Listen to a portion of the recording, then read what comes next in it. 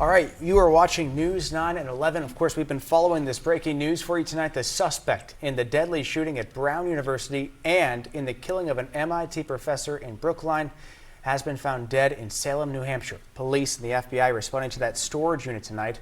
Officials are saying he shot himself. Yeah, officials say that the shooter was a 48-year-old. His name is Claudio Nieves Valente. He's a Portuguese national who had gone to Brown University 25 years ago. New pictures that you're seeing right here are from police paperwork that we've gotten in the last hour showing us his face for the first time. The DOJ also saying he's suspected of killing that MIT professor as well.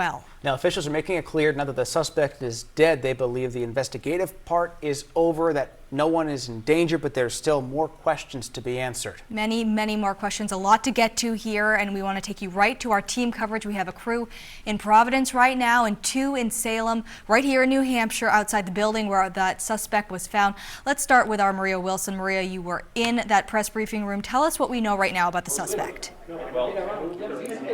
Yeah, Ariel, I mean, we have learned just so much in the past 24 hours. It was yesterday when officials stood right there and they effectively said that all they could tell us and show us were those images and videos of that person of interest. And now just so much has changed. We are learning this person's name. We are learning about that believed connection between the Brown shooting and the killing of the MIT professor. And officials tonight are releasing details about the suspect. He is being identified as 48-year-old Claudio Nieves Valente, a Portuguese national and former student at Brown. Now, officials say he was there in the fall of 2000 to the spring of 2001 with a leave of absence in April of 2001. He was studying at their physics program, and now it's not exactly clear where those classes took place, but officials say that a lot of physics classes happen in the Barris and Hawley building,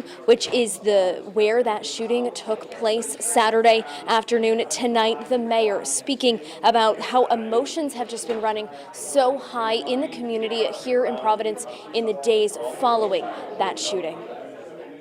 Over the past 5 days, minutes have felt like hours. But the people of Providence have done what we're best at.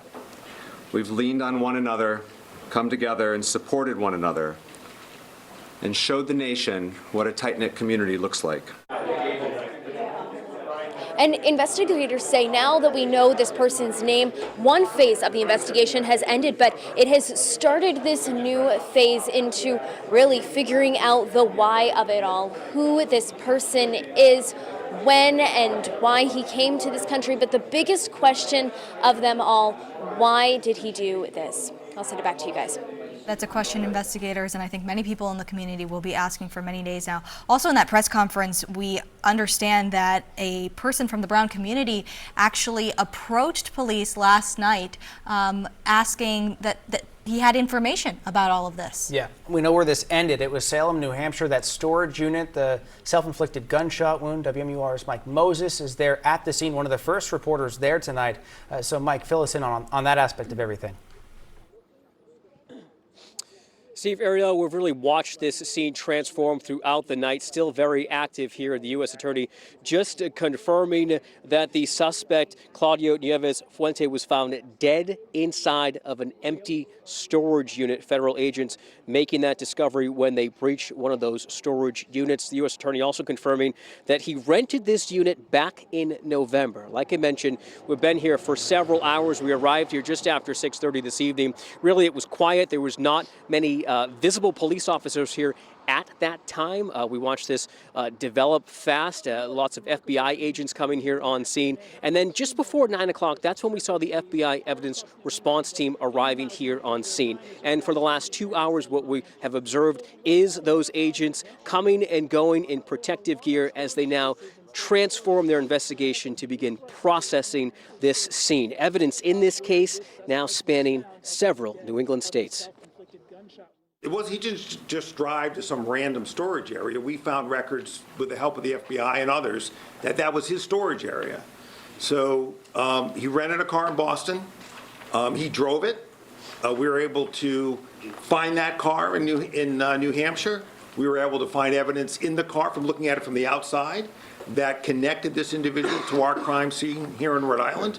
We were able to find visual evidence of him inside that storage facility, which, in my judgment, matches him to the Massachusetts scene. Made them realize, oh, this is where we're circling in on the person. And again, back out live, still active scene here, and there were several tense moments earlier when we were moved away from the area, told this was a danger zone. So that showed when law enforcement officially arrived here on scene, they were not sure what they were getting into. But again, as the evening has moved on, they're now learning and confirming that the suspect was found dead inside of one of those units. Like I mentioned, FBI here on scene processing, and this is likely to be a long night as they continue to do so. Go ahead and send it back to you guys in the studio.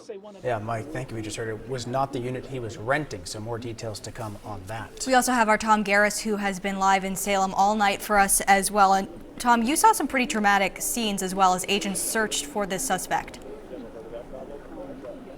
Yeah, Ariel, Steve, they came here just in a matter of moments, a dozen or more cars all at once. And then people got out wearing jackets that said FBI Evidence Response Team. Not too long after that, there was a large unmarked vehicle that came behind them.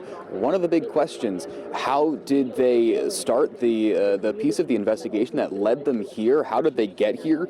You heard the Attorney General for the state of Rhode Island talking in that press conference earlier tonight about the second person that they released pictures of, a man who had appeared to have crossed paths with the suspected shooter who blew this case right open, he said. Police released those images of that person yesterday, just afternoon, saying they wanted to talk to them. I think they had some information that might be relevant. They say that person went to Providence Police quickly after those images were released and had relevant information to the investigation. From there, they got the car and the license plate that led them to a rental agency, which led them to a name. Take a listen to what officials said a little earlier tonight. Investigators identified the vehicle that he had rented in Boston and then drove to Rhode Island. And he was seen, the vehicle was seen outside of Brown, and there was security footage that showed a person who resembled him. There was financial investigations that were going on in the background that linked him not only to that car, but also to the hotels that he had rented and the car that he had used to not only drive to Rhode Island, but then back to Boston. And then there was the security footage that captured him within a half mile of the professor's residence in Brookline. And there is a video footage of him entering an apartment building in the location of the professor's apartment. And then later that evening, he is seen about an hour later entering the storage unit wearing the same clothes that he had been seen wearing right after the murder.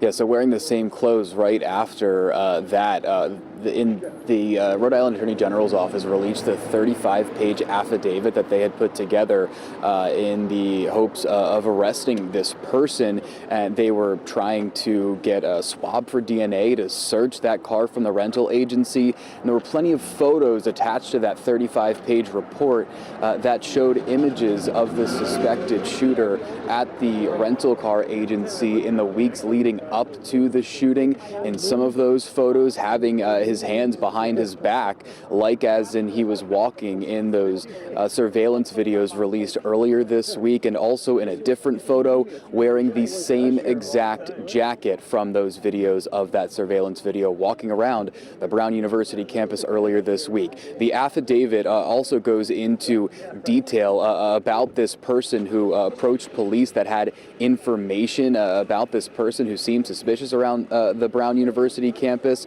We will be going through that just now to bring the details of that to you, but the person that police really say blew this investigation open, it sounds like had seen this suspected shooter earlier in the afternoon in the in one of the bathrooms on campus, and then later around campus as well, noticing that person acting suspiciously, then posting on Reddit as well. And ultimately, when they put that person's photo out saying, hey, this person might have some information that we're interested in, they went to police very quickly and helped lead police to this scene that we are at now in Salem, New Hampshire. Steve, Ariel. Tom, thank you. And of course, through it all, we are, yes, talking about the suspect here tonight, but cannot lose sight of the victims. 2 Brown University students were killed in that shooting on Saturday. Ella Cook, who was a sophomore, was the vice president of the College Republicans of America on Brown's campus.